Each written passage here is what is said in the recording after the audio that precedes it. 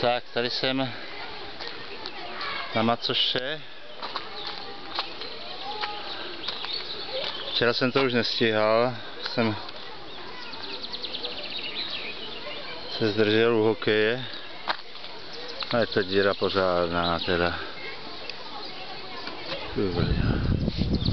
Tam dole, co teďka měřím, to je dolní mostík.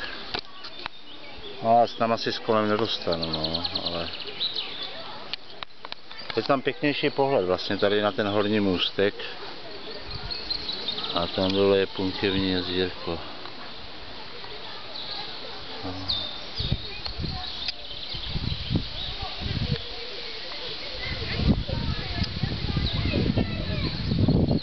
No, řeknu vám, že spáchat tady sebevraždu, to je teda pořádná odvaha.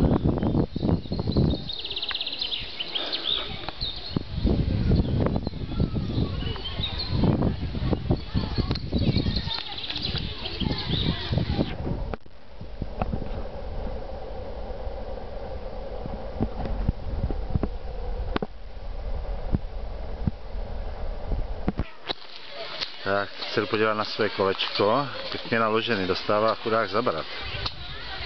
Ale zatím se drží.